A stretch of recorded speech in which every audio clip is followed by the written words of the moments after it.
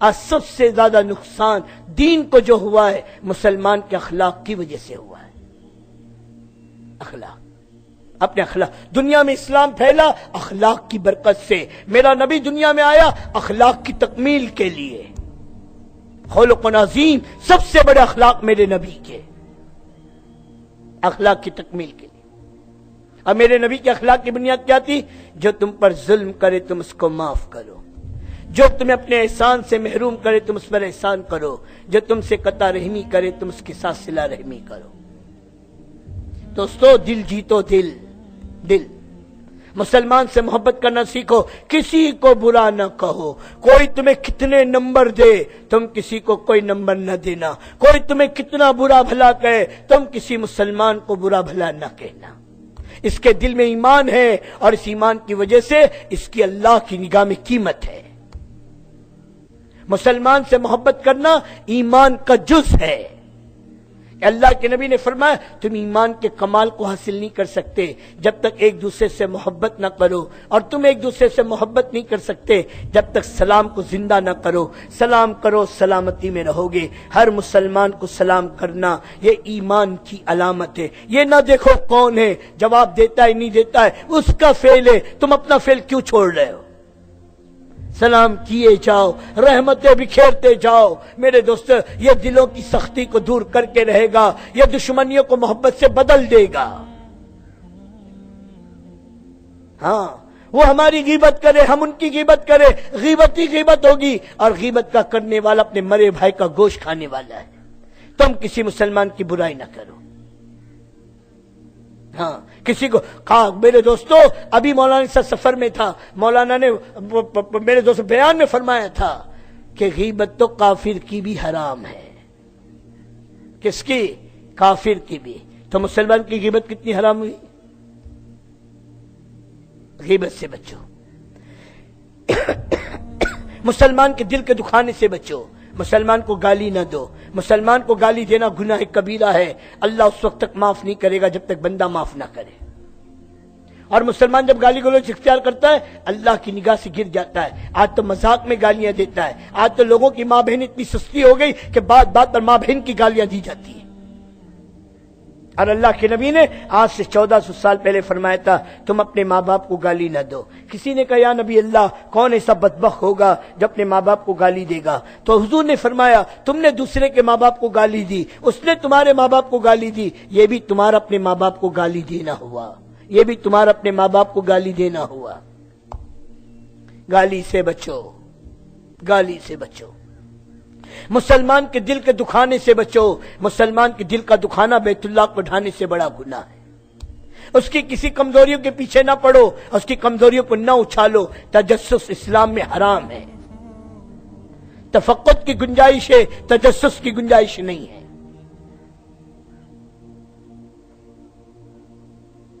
تجسس نہیں. اور کسی مسلمان کی میرے دوست پردہ دری نہ کرو. اگر تم نے کسی مسلمان کی پردہ دری کی اللہ تمہیں گھر بیٹھے ذلیل کر کے رہے گا. 7 پردوں میں چھپے ہوں گے تب بھی اللہ تمہیں ذلیل کر کے رہے گا. عیب دیکھنے کے لیے اپنی ذات کا انتخاب کرو، خوبی دیکھنے کے لیے دوسروں کا انتخاب کرو. اللہ تمہاری زندگیوں کو خوبی سے بھر دے گا.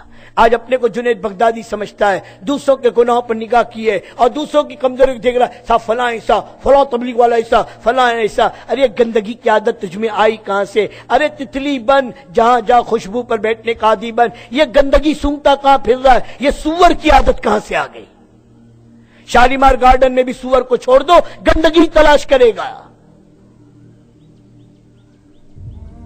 ہر ایمان والا میرے دوستو صفات کی کان ہے، کوئی نہ کوئی خوبی اس میں دکھائی دے گی. اگر خوبی کا اینک لگا لو گے ہر ایمان والے میں خوبی نظر آئے گی.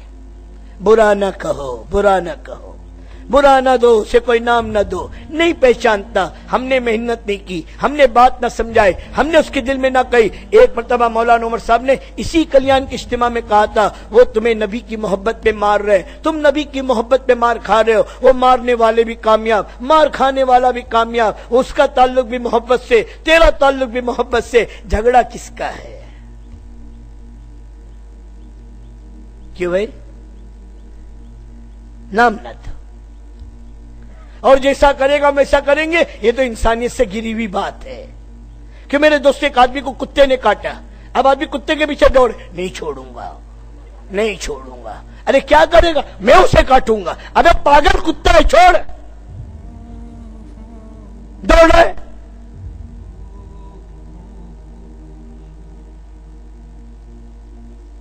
اسی لیے کہا احمق اور جاہل ہو تو قالوا سلاما، سلام کر کے آگے بڑھ جاؤ، الجھو مت، ہستی نے نہ چلاؤ. اسی لیے وتواصوا بالحق کے ساتھ وتواصوا بالصبر کہا گیا کہ نبی والا صبر لاؤ. نبی والے کام کے ساتھ نبی والے صبر کی بھی ضرورت ہے، ورنہ ہستی نے چڑھائے گا اور یوں کہے گا اللہ برباد کر دے، اللہ مشت شملہم، اور نہ جانے کیا کیا بدوائیں دے گا. کہ نہیں، میرے نبی کا ظرف ہے 2 میل تک طائف کی وادی میں مار کھا کر ان کی ہدایت، ان کی اولادوں کی ہدایت کو اللہ سے مانگا ہے. سمجھ بات آ رہی دوستو؟ اور ایک کسی مسلمان کو حقیر نہ سمجھو. آج شراب کے اڈے پر ہے، جوئے کے اڈے پر ہے، کسی گندگی میں پڑا ہوا ہے، وہ عمل برا ہے، مسلمان برا نہیں ہے. کہ وہ کاغذ کے ٹکڑے پہ کلمہ لکھا ہو اور گٹر میں پڑا ہوا ہو، آپ اسے گٹر میں چھوڑ دو گے؟ ارے بولو، چھوڑ دو گے؟ ہاتھ ڈال کر اسے نکالو گے، اسے پاک و صاف کرو گے، چوم کر اوپر لگو گے، میرے اللہ کا نام ہے. کاغذ کے ٹکڑے پہ اللہ کا نام ہو، قابل میرے دوستو عزت ہے، اور قابل میرے دوستو قدر ہے. وہ مسلمان جو شراب کے اڈے پر، جوئے کے اڈے پر، اس کے دل میں اللہ کا نام ہے، وہ اس سے زیادہ قابل رحم ہے اور قابل قدر ہے. تھوڑی محنت کر کے سر سے نکالو، کیا پتا تمہیں اللہ کس بلندی پر پہنچائے. اور ہم اس کو حقیر سمجھ رہے، ہمیں کیا پتا موت کے اللہ ہمیں ایمان دیتا بھی نہیں دیتا ہے. اپنے کو بزرگ نہ سمجھو. ہاں وہ تو کل قیامت میں پتا چلے گا کون بزرگ ہے. اور کسی مسلمان کو حقیر نہ سمجھو. تمہیں کیا پتا اللہ کس کو کس بلندی. کتنے اولیاء اللہ ہیں جن کی زندگی پہلے کیا تھی، جب توبہ کی کس بلندی پر پہنچے ہیں. ہمیں کیا حق ہے کسی مسلمان کو بدنام کرنے کا؟ ہاں اس کا فعل برا. جیسے ماں گندگی سے نفرت کرتی ہے، بچے سے نہیں. ڈاکٹر مرض سے نفرت کرتا ہے، مریض سے نہیں. مسلمان اور مسلمان کے فعل سے نفرت کرے، مسلمان سے نہیں. اس سے محبت کرنا یہ ایمان کا جز ہے. کریں گے انشاءاللہ. تو میرے بھائی، اور ایک اپنی زندگی کو مقصد نبوت پر لاؤ. ایک ہم امانت دار ہیں، کبھی سب امانت دار ہونا، سب امانت دار ہونا. تو ایک بڑی امانت اللہ کے نبی نے ہم کو دی ہے. اس امانت کے ساتھ خیانت کیوں کر رہے ہیں؟ اس کو نہ اپنے تک پہنچا رہے ہو، نہ اپنی بیوی تک پہنچا رہے ہو، نہ اپنے بچوں تک پہنچا رہے ہو، نہ اپنے ماں باپ تک پہنچا رہے ہو، اور نہ اپنے محلے میں، اور نہ پوری دنیا پیاسی ہے. لوگ ترس رہے. ایک جگہ جماعت پہنچی، کہا 20 سال کے بعد جماعت آئی ہے. 20 سال کے بعد ہمارے ہندوستان کے ایک علاقے میں جماعت پہنچی، کہا آج پہلی بار ہم نے اللہ کی بات سنی ہے، اللہ کا نام سنا ہے.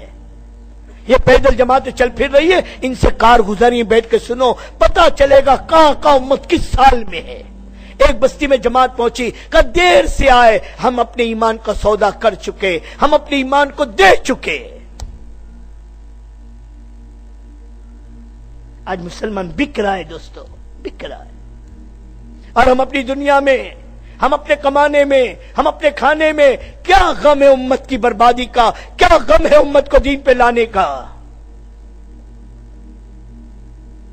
ہم چاہے ہمارے کپڑے کی استری نہ ٹوٹے، ہمارے سر کے بال نہ بگڑے، ہمارے کاروبار میں کوئی کمی نہ آئے، ہمارے گھر کے چولہوں کی شان میں کوئی فرق نہ آئے، اور دنیا میں اللہ کا دین زندہ ہو جائے. پوچھو میرے نبی سے آپ کے پیٹ پہ پتھر کیوں بندھا. پوچھو میرے نبی سے گھر کے 11 گھروں میں فاقے کیوں آئے. پوچھو صحابہ سے پوری سب بھوک سے کیوں گر جاتی ہے. پوچھو بیٹی فاطمہ سے تیری چھاتی کا دودھ کیوں خشک ہوا. پوچھو امام حسن اور حسین سے تم بھوک سے کیوں روئے. یہ سب اللہ کے دین کے لیے. اور آج میرا کیا لگا، صاحب فرصت ملی تو، وقت ملا تو، موقع ملا تو، صاحب آئی ایم ویری بیزی. سب کے لیے وقت ہے. بنیوں والے کام کے لیے آج مسلمان کے پاس وقت ہے، اور نبی والے کام کا کوئی غم نہیں.